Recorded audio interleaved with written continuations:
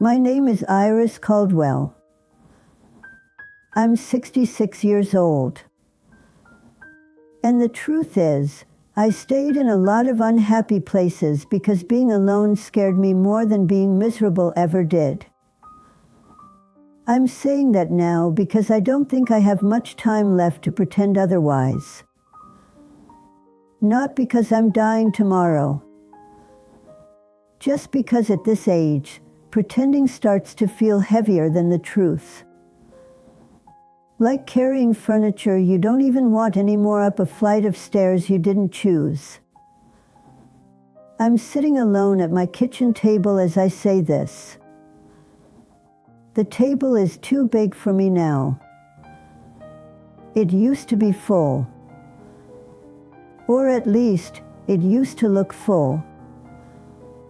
Plates, chairs, noise.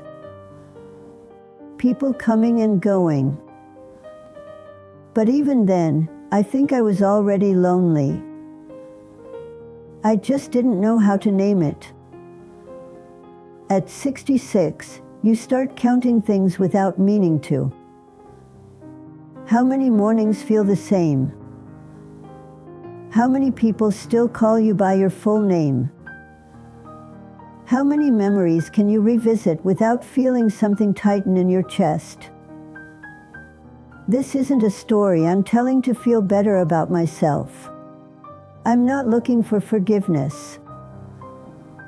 I'm telling it because I wish someone had sat me down, years ago, and said what I'm about to say now.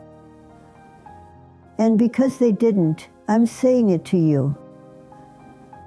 I didn't make big, dramatic mistakes. That's part of the problem. If I had ruined my life in one obvious way, maybe I would have noticed sooner. But what I did was quieter. I delayed myself to death. When I was younger, I thought fear looked like panic. Like shaking hands or sleepless nights. I didn't realize fear could look like staying. Like nodding. Like saying, it's fine, when it wasn't. In my 20s, I was already afraid of being left behind. I'd grown up in a house where silence meant something bad was coming. Where doors slammed, then didn't open for days. Where love felt conditional, even when it wasn't meant to be. So when I met Harold, I didn't ask myself if I was happy. I asked myself if he would stay. And because he seemed like someone who wouldn't leave, I told myself that was enough. Harold wasn't cruel. That's important to say. He wasn't mean. He just wasn't present in the way I needed. He worked long hours. He liked routines. He liked things quiet. And at first, that felt like safety. We met at a small accounting firm where I worked as a receptionist. I was 24. He was 31. He brought his lunch in brown paper bags and always folded them the same way when he was done. I noticed that before I noticed his smile. We started eating together in the break room. He talked about numbers. I talked about nothing important. The weather. The copier. The way the coffee tasted was burnt, no matter what brand we used. When he asked me out, I said yes because it felt like the right next step. That's how I made a lot of decisions back then. By steps. Not by feelings. My friends asked me if I was excited. I said I was. And maybe I believed it. Or maybe I thought excitement was supposed to be quieter than it looked in movies. We got married 2 years later. Small ceremony. My mother cried. His father didn't come. I remember standing there in my dress, thinking not about love, but about relief. Relief that I wasn't alone anymore. Relief that I'd done what was expected. That should have told me something. But I didn't know what questions to ask yet. In our early years, I told myself happiness was something you earned by being responsible. We paid bills on time. We bought a modest house. We hosted dinners where people stayed polite and left early. I cooked. Harold fixed things. We watched television in the evenings, sometimes holding hands, sometimes not. And when we didn't, I told myself that long-term love wasn't supposed to feel electric. It was supposed to feel stable. When I felt lonely sitting next to him, I told myself that it was normal. Everyone felt that way sometimes. I just needed to be less needy. I had those thoughts a lot. That I was too much. That my wanting more conversation, more warmth, more presence was something to be managed, not honored. So I managed it. I quieted myself. I found ways to stay busy. I volunteered. I worked extra hours. I learned to enjoy being alone in the same room as someone else. Years passed like that. Not badly. Just flat. In my 30s, I started feeling tired in a way sleep didn't fix. Not physically. Emotionally. Like I was always waiting for something to start, but it never did. I would see couples laughing in grocery stores and feel a small, sharp envy. Then I'd scold myself for it. We had a good life. We were lucky. That's what I told myself. When friends divorced, I judged them quietly. I thought they were impatient. I thought they didn't understand commitment. I didn't realize they were braver than I was. I stayed because leaving felt like failure. And failure felt like loneliness. And loneliness felt unbearable. Harold and I talked about children. We never had them. There was always a reason to wait. Money. Timing. His job. My uncertainty. Sometimes I wonder if part of me knew that adding children to our quiet sadness would make it impossible to ignore.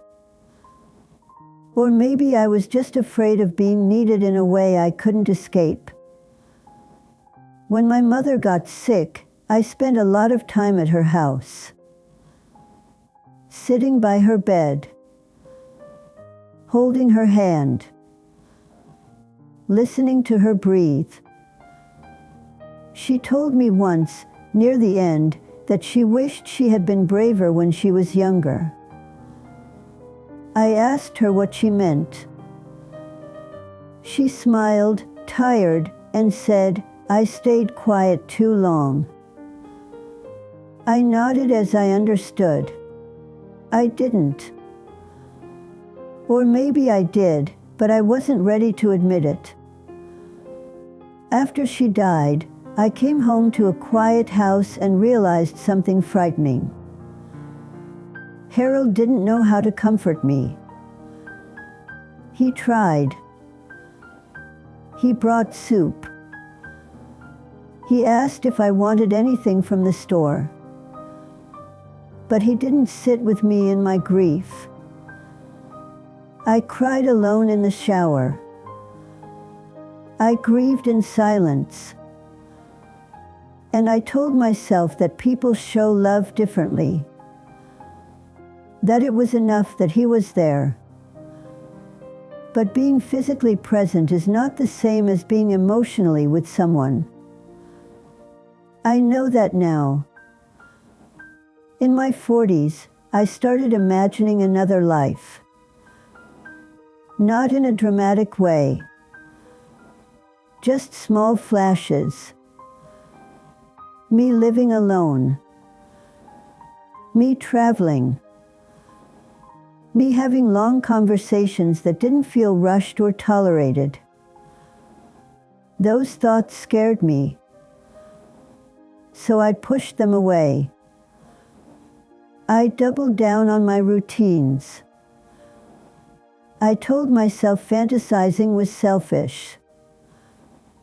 I didn't cheat.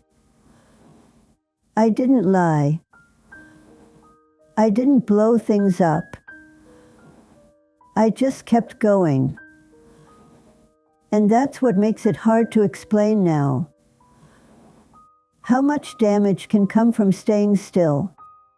The cost was slow, quiet, accumulative. It looked like missed dinners with friends because Harold didn't feel like going, and I didn't want to go alone. It looked like phone calls were not made because I didn't have the energy to explain myself anymore.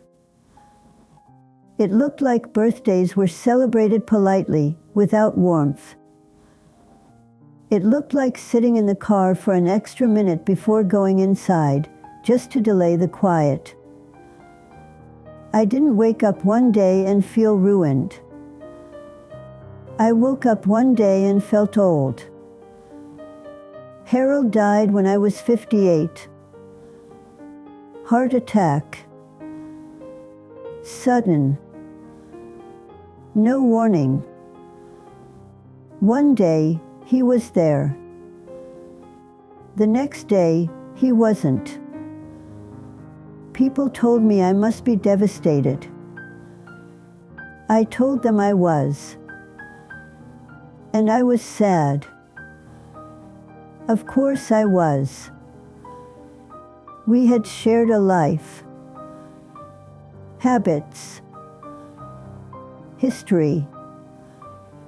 But what shocked me was something else. Underneath the grief, there was relief. And that scared me more than anything. Relief that I didn't have to pretend anymore.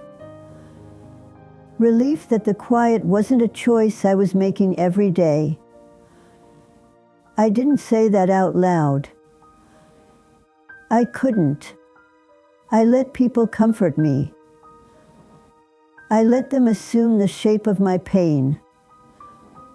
But at night, alone in the bed that was suddenly too big, I realized something with a clarity I'd never had before. I had been lonely for decades. I just hadn't been alone. After Harold died, I didn't know who I was without the role I'd been playing. Wife. Companion. Responsible adult. I thought grief would be the hardest part. It wasn't. The hardest part was realizing how much time I had traded for the illusion of security. I went through his things slowly. Shirts. Tools. Old receipts. And with every drawer, I felt the weight of all the conversations we never had. All the times I almost spoke up and didn't. All the evenings, I chose peace over honesty. You don't get those back. That's something people don't say enough. You don't get your almosts back. In the years since, I've lived alone. Truly alone. No one is waiting. No one is expecting dinner. No one fills the space with quiet companionship. And here's the thing. The loneliness I feared my whole life is not worse than the loneliness I lived with before. It's cleaner. It's honest. It doesn't ask me to disappear. But I didn't learn that until it was too late to change much of anything. At 66, people assume you've figured things out. They assume you're at peace. The truth is, I understand things now that would have saved me years of small, daily sadness. I understand that fear doesn't always shout. Sometimes it whispers, "Stay. This is safer." I understand that unhappiness can become familiar enough to feel like home. I understand that waiting for the right time is often just another way of saying never. There are things I can't fix now. I can't go back and ask for more. I can't sit across from my younger self and tell her she's allowed to want a life that feels full. I can't reclaim the years I spent being agreeable instead of alive. That's the heaviest part. Knowing that clarity came after consequence. If you're listening to this and you're younger than I am, I don't want to tell you what to do. I don't know your life. I don't know your fears. I just want you to know what I didn't. Being alone is not the same as being abandoned.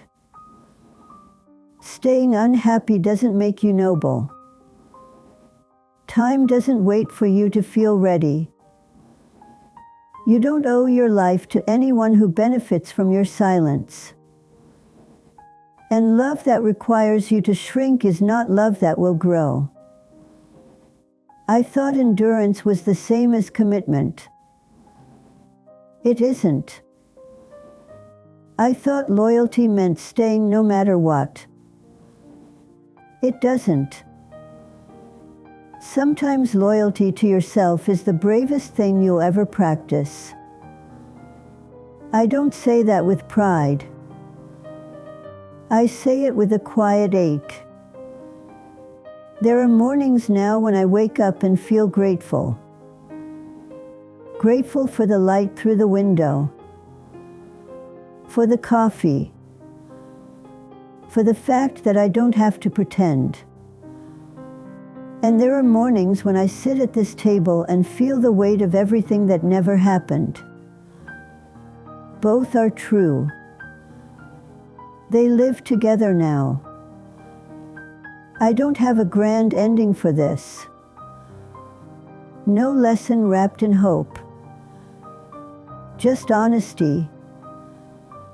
If this meant something to you, sit with it. That's all. I'm Iris Caldwell. I'm 66 years old.